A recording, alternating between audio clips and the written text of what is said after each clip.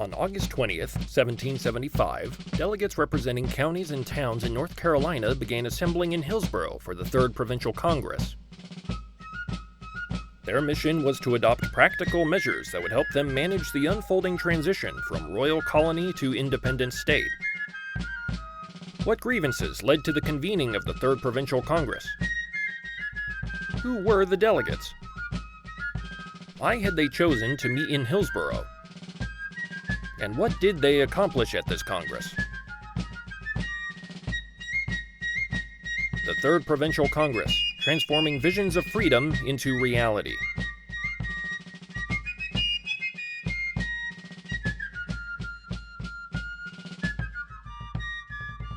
In 1763, after the French and Indian War ended, the English government hoped to avoid further conflicts with the native people by halting the colonists' expansion into indigenous lands.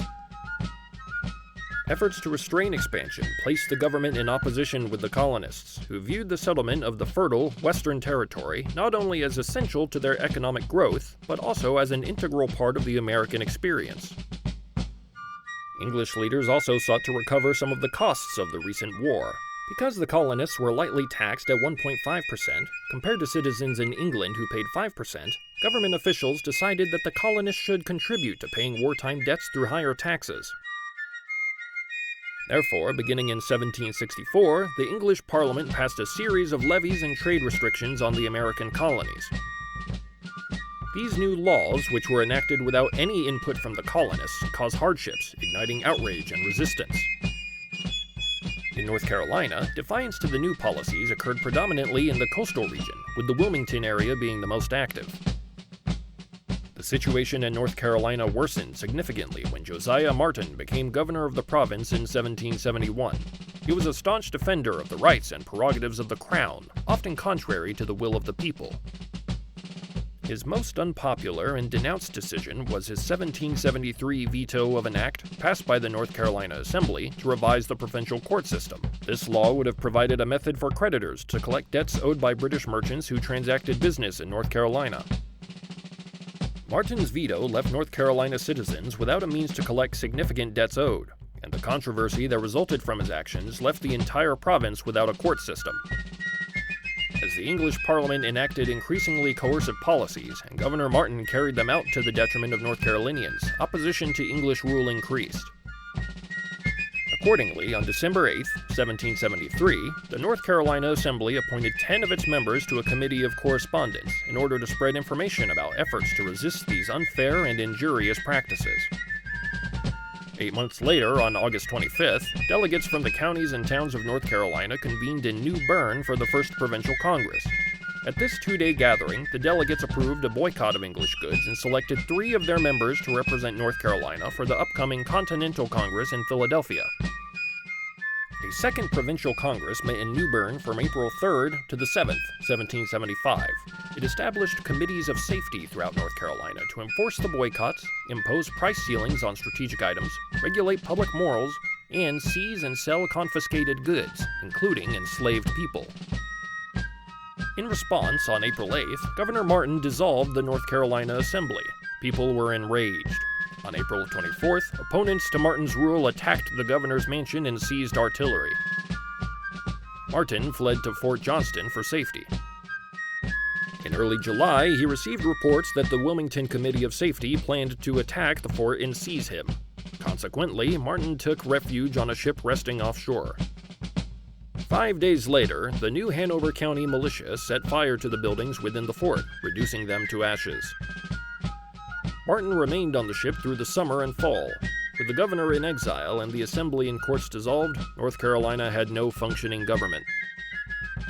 Consequently, Samuel Johnston, a leader from Chowan County, issued a notice for the people of the counties and boroughs to elect representatives for a third provincial congress.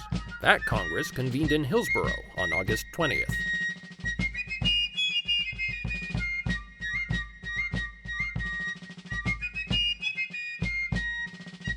213 delegates, representing 35 counties and 9 towns, were selected. They were all white, property-owning Protestant men, because only white, property-owning Protestant men were allowed to hold office at that time. The men were predominantly in their 30s and 40s. They owned farms. Often, they were born in other places and had recently immigrated to North Carolina. Many were lawyers, some owned businesses, or were merchants. These men were unified by a common vision of freedom.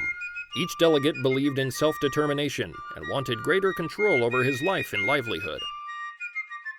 To these men, America was the land of opportunity, a place that could be molded into a more perfect society. Therefore, Americans needed a government that embodied this ideal, not one that restricted them and prevented them from achieving their goals. Although women and people of color had been excluded from the Congress, many shared this deep desire for liberty and for a government that truly represented their interests. However, this sentiment was not held by all in North Carolina. Governor Martin had supporters, especially among those in the Piedmont and mountain regions. Many people living in the Piedmont believed that the Assembly unfairly favored the interests of those in the coastal region. To alleviate their concerns, the location for the Third Provincial Congress had been changed from New Bern to Hillsborough.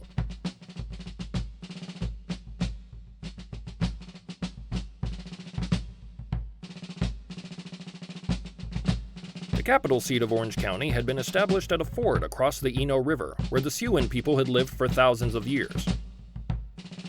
The town was located along their principal north-south trading path.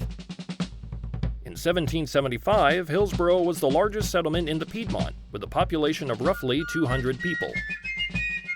It had been laid out in 1754 by surveyor William Churton on 663 acres of land and contained 120 one-acre lots along 4 streets, as well as a large commons for the grazing of animals. As the capital seat, Hillsborough was the location of the county courthouse, the place where local government business was conducted. In 1775, several lawyers had offices set up near the courthouse, including Thomas Burke, who became the second governor of the state of North Carolina, and Francis Nash, a Patriot general who died in 1777 from wounds incurred at the Battle of Germantown. The town also had 4 general stores that provided the goods that even the most self-reliant pioneers could not make, including food items like salt, sugar, coffee, tea, and spices. They also sold farming and garden supplies, porcelain goods, and large quantities of fabric.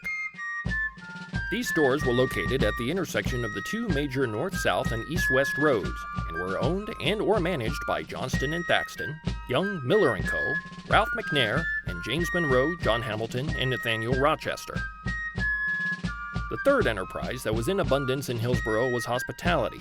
Visitors and long-term renters could obtain lodging and meals in one of the town's many ordinaries and taverns or in a tenement house. William Courtney was the most prominent tavern owner at the time. He offered accommodations, libations, and billiards. Shopkeeper James Monroe owned the largest tenement house in the downtown area. For additional entertainment, Hillsborough boasted a horse racing track. The residents of Hillsborough were predominantly of European descent. Their homes and fashions reflected European traditions and styles. By 1775, the indigenous population of Hillsborough had either migrated, acculturated, or were living in western Orange County, maintaining their own cultural distinctiveness. The town was also the residence of a small number of African Americans. Nearly all were enslaved and worked as tradesmen. Africa Parker, who arrived in Hillsborough enslaved to William Courtney, was later manumitted and became one of the most prominent distillers in the town. He could read and write and always signed his name, Africa Parker, Free Man. The women of Hillsborough managed the homes. In addition to cooking, cleaning, and educating their children, they produced food products, bedding, and clothing. Their influence on the economy was profound. Besides the goods they created and the services they provided, women were the primary decision-makers over retail purchases. When the delegates convened in Hillsborough, they doubled the population of the town. To house and feed them, every bed in the taverns and tenements was utilized, as were any beds in private homes that could be made available. To conduct their business, the delegates met in St. Matthew's Anglican Church, which at the time was located on the corner of Churton and Tryon Streets. As the courthouse was small at that time, the church was the largest meeting spot in the town.